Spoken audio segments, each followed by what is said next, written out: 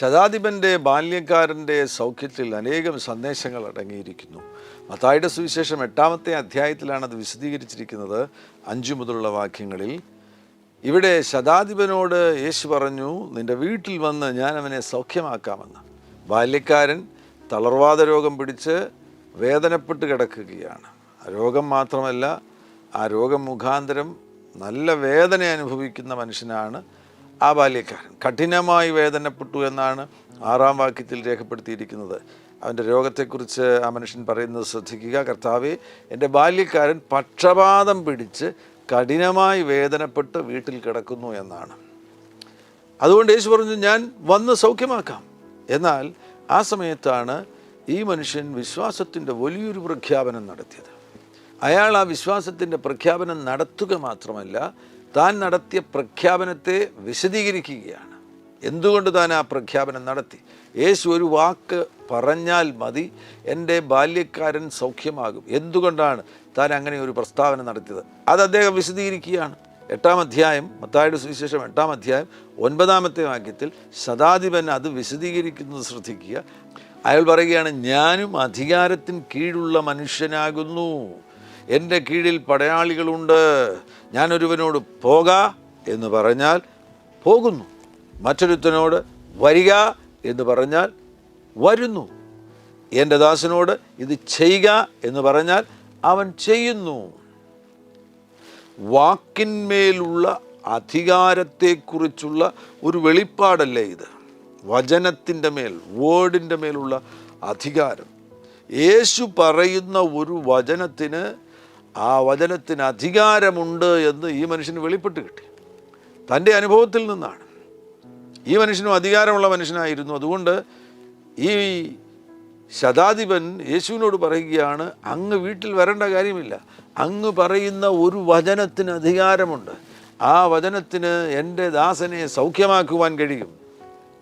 ഇവിടെ പുറപ്പെടുന്ന വചനത്തിന്മേൽ വെളിപ്പെടുന്ന അധികാരത്തെക്കുറിച്ച് മാത്രമല്ല ഈ ശതാധിപന് വെളിപ്പെട്ട് കിട്ടിയത്. യേശു ആരാകുന്നു എന്ന് ഈ ശതാധിപന് വെളിപ്പെട്ട് കിട്ടി. യേശു ആരാകുന്നു എന്ന് വെളിപ്പെട്ട് കിട്ടിയത് കൊണ്ടാണ് ഇയാൾ പറയുന്നത്, യേശുവേ, അങ്ങൊരു വാക്കു പറഞ്ഞാൽ മതി, അങ്ങയുടെ ഒരു വചനം മാത്രം മതി, എൻ്റെ ദാസന് സൗഖ്യം ലഭിക്കും. യേശു അധികാരമുള്ള മശിഹയാകുന്നു എന്ന് ഈ വിജാതീയനാകുന്ന ശതാധിപന് വെളിപ്പെട്ടു. സകല രോഗത്തിൻ്റെ മേലും അധികാരമുള്ള ദൈവമാകുന്നു യേശു എന്ന് ഈ മനുഷ്യന് വെളിപ്പെട്ട് കിട്ടി. രോഗിയായി കിടക്കുന്ന മനുഷ്യനെ ദൂരെ നിന്ന് യേശുവിന് സൗഖ്യമാക്കുവാൻ കഴിയും, വചനം കൊണ്ട് യേശുവിന് സൗഖ്യമാക്കുവാൻ കഴിയുമെന്ന് അയാൾ പറയുകയാണെങ്കിൽ അതിൻ്റെ അർത്ഥം അയാൾക്ക് വളരെ വ്യക്തമായി ബോധ്യമായി യേശു ക്രിസ്തു സകല രോഗങ്ങളെയും സൗഖ്യമാക്കുവാൻ പ്രാപ്തിയുള്ള ദൈവം തമ്പുരാനാകുന്നു എന്ന് ആ മനുഷ്യന് വെളിപ്പെട്ട് കിട്ടി. അതുകൊണ്ടാണ് അയാളത് വിളിച്ചു പറഞ്ഞത്. അയാളുടെ ആ പ്രഖ്യാപനം കേട്ടുകഴിഞ്ഞപ്പോൾ, അയാളുടെ ആ വിശദീകരണം കേട്ടുകഴിഞ്ഞപ്പോൾ യേശു അതിന് പറയുന്ന മറുപടി നിങ്ങൾ ശ്രദ്ധിക്കുക. 10-ാമത്തെ വാക്യത്തിൽ അത് കേട്ടിട്ട് യേശു അതിശയിച്ചു. പിൻചെല്ലുന്നവരോട് പറഞ്ഞത്, ഇസ്രയേലിൽ കൂടെ ഇത്ര വലിയ വിശ്വാസം കണ്ടിട്ടില്ല എന്ന് ഞാൻ സത്യമായിട്ട് നിങ്ങളോട് പറയുന്നു. യേശു വിളിച്ച് പറയുകയാണ്, യഹൂദന്മാരുടെ ഇടയിൽ, തോറ നല്ലവണ്ണം അറിയാവുന്നവരുടെ ഇടയിൽ പോലും ഇത്ര വലിയ വിശ്വാസം എനിക്ക് കാണുവാൻ കഴിഞ്ഞിട്ടില്ല. റോമൻ പടയാളിയാകുന്ന, റോമൻ സൈന്യത്തിൻ്റെ ഒരു ശതാധിപനാകുന്ന ഈ മനുഷ്യന് ഇത് വെളിപ്പെട്ട് കിട്ടുക എന്ന് പറയുമ്പോൾ യേശുവോടെ തന്നെ ഒരു കാര്യം മുന്നോട്ട് നോക്കി വിളിച്ചു പറയുകയാണ്. അതെന്താണ് വ്യക്തമാക്കുന്നത്? കിഴക്ക് നിന്നും, 11-ാമത്തെ വാക്യം ശ്രദ്ധിക്കുക, കിഴക്ക് നിന്നും പടിഞ്ഞാറ് നിന്നും അനേകർ വന്ന് അബ്രഹാമിനോടും ഇസ്ഹാക്കിനോടും യാക്കോബിനോടും കൂടെ സ്വർഗരാജ്യത്തിൽ പന്തിക്കിരിക്കും. ദൈവരാജ്യ പ്രവേശനം, സ്വർഗരാജ്യ പ്രവേശനത്തിന് വേണ്ടി ഇതാ അവിടെ തന്നെ വാതിൽ തുറക്കപ്പെടുകയാണ്. യേശു വിളിച്ചു പറയുകയാണ്, ലോകരാജ്യങ്ങളിൽ നിന്നുള്ളവരെല്ലാം ദൈവരാജ്യത്തിൻ്റെ ഉള്ളിൽ പ്രവേശിക്കുവാൻ പോകുന്നു. സുവിശേഷം ലോകരാജ്യങ്ങളിൽ മുഴുവൻ എത്തുവാൻ പോകുകയാണ്. ഈ ശതാധിപൻ നടത്തിയ പ്രഖ്യാപനം, ആ പ്രഖ്യാപനത്തിൽ അടങ്ങിയിരിക്കുന്നത്. വിശ്വാസം കേവലം യഹൂദന്മാരിൽ മാത്രം ഒതുങ്ങുവാൻ പോകുന്നില്ല.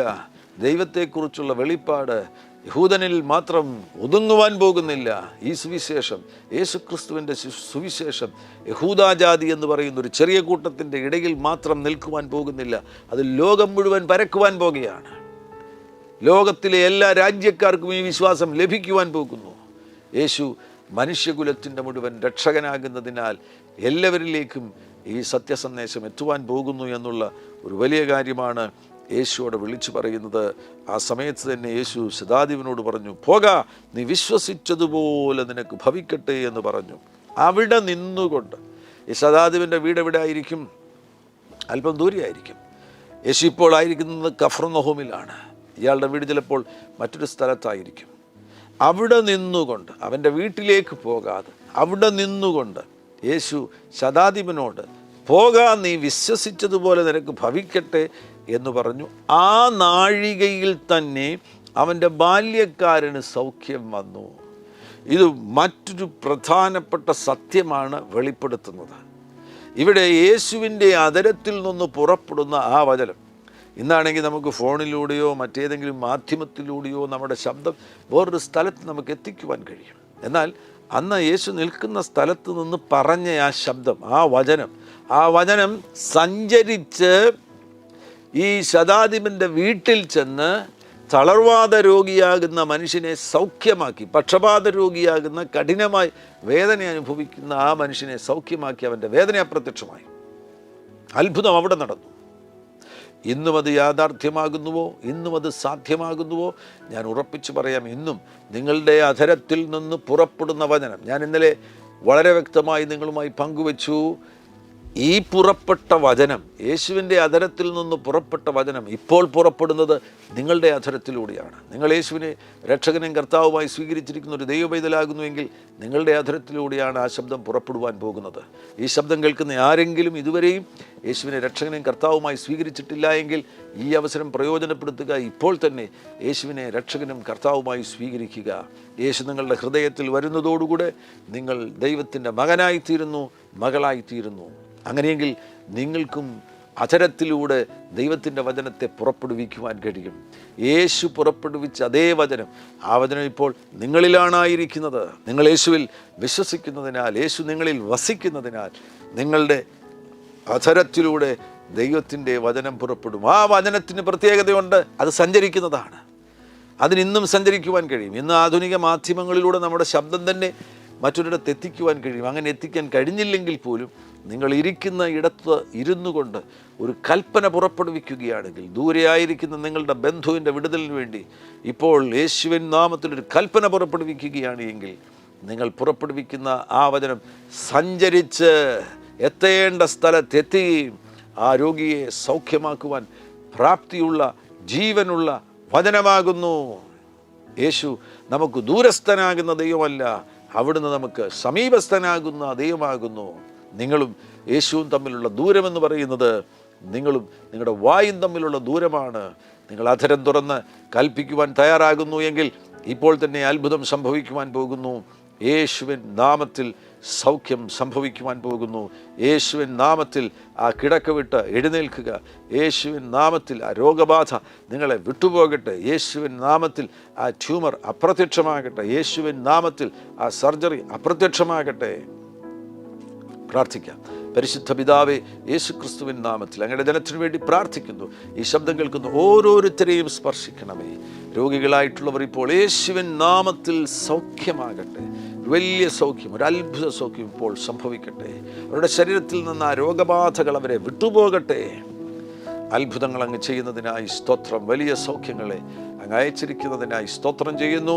സാമ്പത്തിക ബുദ്ധിമുട്ടുകളുടെ നടുവിലായിരിക്കുന്നവർ ഇപ്പോൾ ഉദ്ധരിക്കപ്പെടട്ടെ. യേശുവിൻ നാമത്തിൽ ഇപ്പോൾ അവർക്ക് വഴികൾ തുറക്കപ്പെടട്ടെ. അവരുടെ നന്മ തടയപ്പെട്ട യേശുവിൻ നാമത്തിൽ ഇപ്പോൾ ആ തടസ്സങ്ങൾ മാറി വഴികൾ തുറക്കപ്പെടട്ടെ എന്ന് പ്രാർത്ഥിക്കുകയാണ്. ജോലിയില്ലാത്തവർക്ക് ജോലി കൊടുക്കണം കർത്താവേ. കുഞ്ഞുങ്ങളുടെ കല്യാണം ഇതുവരെ നടന്നിട്ടില്ല എങ്കിൽ അതിനുള്ള വഴികളെ തുറക്കണം, അത്ഭുത വഴികളെ തുറക്കണമേ എന്ന് പ്രാർത്ഥിക്കുകയാണ്. യേശു ക്രിസ്തുവിൻ നാമത്തിൽ അത്ഭുതങ്ങൾ ഇപ്പോൾ സംഭവിക്കട്ടെ. വലിയ വിടുതലുകൾ ഇപ്പോൾ സംഭവിക്കട്ടെ. സ്വർഗ്ഗം ഈ ജനത്തെ അനുഗ്രഹിക്കുന്നതിനായി സ്തോത്രം. യേശുവിൻ നാമത്തിൽ നിങ്ങൾ അനുഗ്രഹത്തെ സ്വീകരിക്കുക. സകല മഹത്വവും സ്തുതിയും സ്തോത്രവും അങ്ങയ്ക്ക് യേശുക്രിസ്തുവിൻ നാമത്തിൽ തന്നെ. ആമേൻ. ഹല്ലേലൂയ. Glory to Jesus. God bless you. God bless you. ഈ ദിവസം മുഴുവൻ കർത്താവാകുന്ന യേശു നിങ്ങളുടെ കൂടെ ഇരിക്കട്ടെ. God bless you abundantly. ആമേൻ.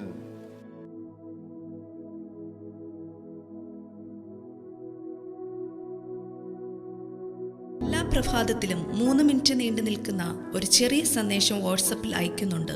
നിങ്ങൾക്കത് ലഭിക്കണമെന്ന ആഗ്രഹമുണ്ടെങ്കിൽ സ്ക്രീനിൽ കാണുന്ന നമ്പറിൽ ഒരു മെസ്സേജ് അയയ്ക്കുക.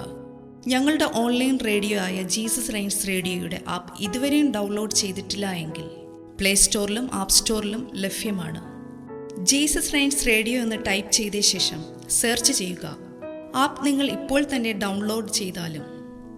എല്ലാ പ്രഭാതത്തിലും 4 മണിക്ക് ടങ്സ് പ്രെയർ ഉണ്ടായിരിക്കുന്നതാണ്. നിങ്ങളുടെ ആത്മീയ വർധനവിനായി ദയവായി സൂമിൽ ജോയിൻ ചെയ്താലും. മീറ്റിംഗ് ID സ്ക്രീനിൽ നിങ്ങൾക്ക് ലഭ്യമാണ്. അതോടൊപ്പം തന്നെ എല്ലാ ബുധനാഴ്ചയും രാത്രി 10 മുതൽ 1 മണി വരെ നൈറ്റ് പ്രെയർ ഉണ്ടായിരിക്കുന്നതാണ്. നമുക്ക് ഒരുമിച്ച് രാജ്യങ്ങൾക്ക് വേണ്ടി പ്രാർത്ഥിക്കാം. ദയവായി സൂമിൽ ജോയിൻ ചെയ്താലും. ഈ യൂട്യൂബ് ചാനൽ നിങ്ങൾ ഇതുവരെയും സബ്സ്ക്രൈബ് ചെയ്തിട്ടില്ല എങ്കിൽ ഇപ്പോൾ തന്നെ സബ്സ്ക്രൈബ് ചെയ്യുക. ശേഷം ബെൽ ബട്ടൺ അമർത്താൻ മറക്കല്ലേ. ഈ സന്ദേശം മറ്റുള്ളവരിലേക്ക് അനുഗ്രഹമാകാൻ ഷെയർ ചെയ്താലും. കർത്താവ് നിങ്ങളെ ധാരാളമായി അനുഗ്രഹിക്കട്ടെ.